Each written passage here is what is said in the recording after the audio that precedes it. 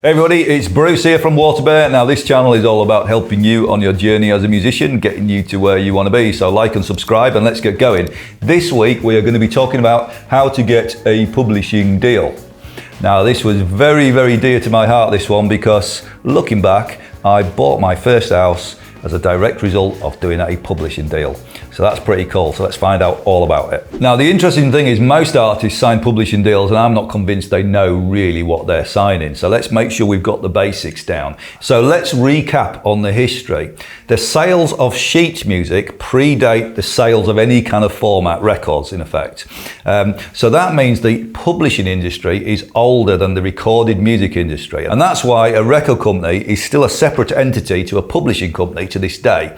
However, the lines can get a little bit blurry with this whole 360-degree approach that many companies have got. Label services often include publishing, but it's still helpful to think of it as separate. So to be absolutely clear, just mentally split the two things in two. Recorded music over there, songs over here. The rights to the songs live in publishing land, the rights to the recordings live with the record company land. Now maybe those two things are you, maybe you publish your own songs and your own record company, sooner or later you might do deals. It might be to the same company because these days there's a whole lot of 360-degree label services, everybody does everything. But in your mind, those royalties are still split and they're still collected in different ways. So it's helpful to keep that distinction. Clear?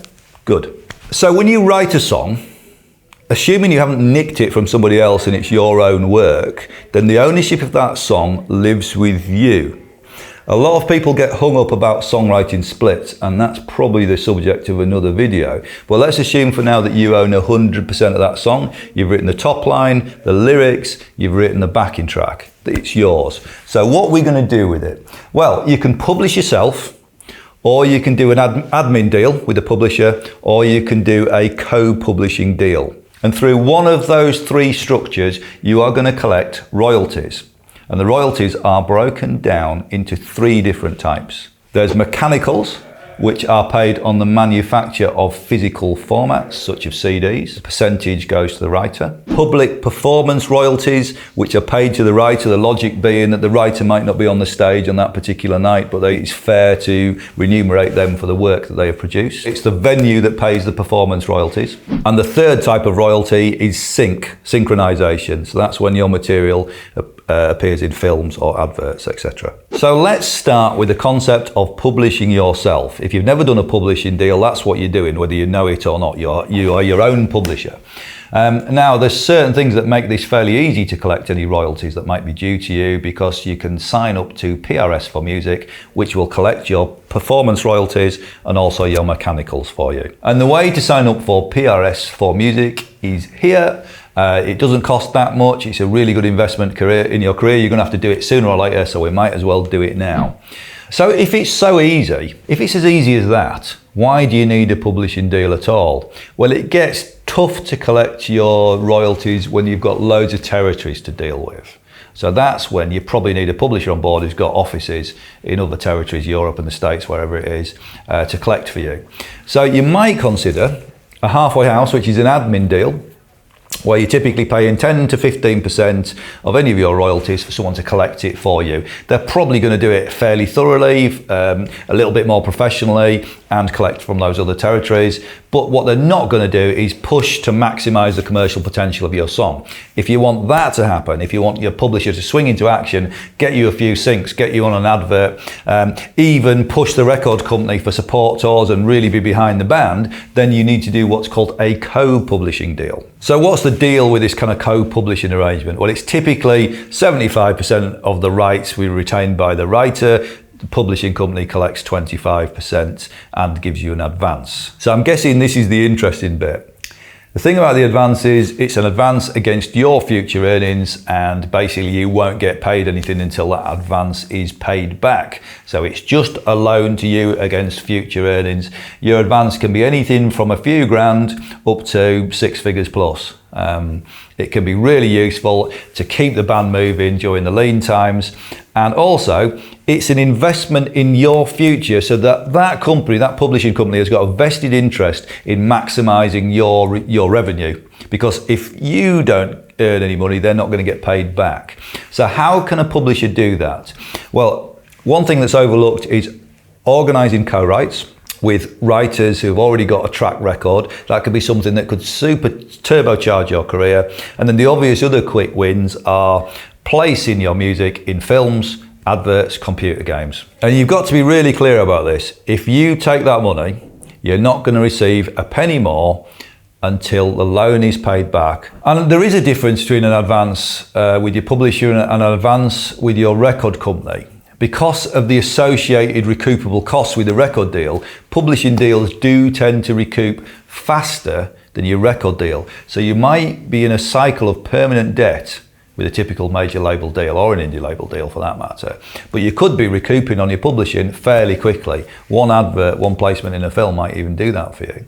If you've made an album cheap and you're running the band cheap, again, you could be into profit very, very quickly. And in my career, that critical first hit was absolutely engineered by our publisher, organising co-writes. And without that happening in the early 90s, I probably wouldn't be here talking about this stuff right now. So you can see the power of the right publisher with the right setup and the right strategy at the right time. So how can we make this happen for you now? Well, I think it's important to understand the normal sequence of events. Whilst it's not impossible for a publisher to come in early days, almost take an A&R role and see the potential for a band, sign them, and then push the record deal through and, you know, provide all the marketing and all the rest of it, that setup is very unusual. It's atypical. Usually, it's the last thing in the chain, and the reason for that is publishers kind of want something to be there to collect, to give them something to do. So it's down to you to prove the concept. And that means having a significant and growing audience. It also means probably some radio action, probably got management in place, you've probably got an agent, and there's a big buzz around the band. That's usually the time that the publishing companies get interested in signing a band. So I'm sorry if that sounds like bad news, because we're always looking for that kind of quick fix.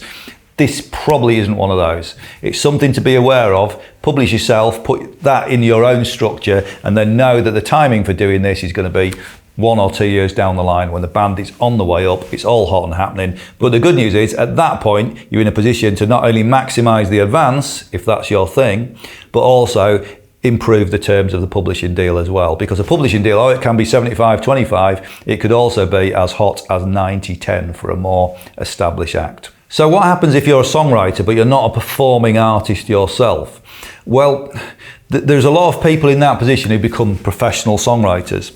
And the usual route is they've written songs with artists that have gone on to be successful, and they've got a publishing deal off the back of that. From a career point of view, there's something great about this strategy, because you could work with 100 artists and it only takes one of them to go for your career to be dragged along with it.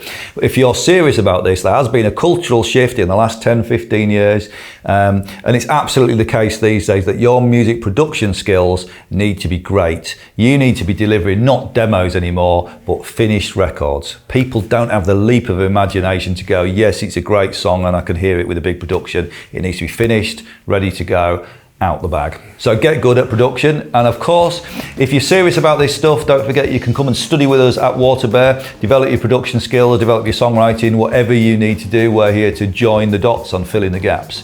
At WaterBear, you can study a degree or a master's qualification. You can study it from anywhere in the world or on site in the heart of Brighton. There's a link below if you want to find out more.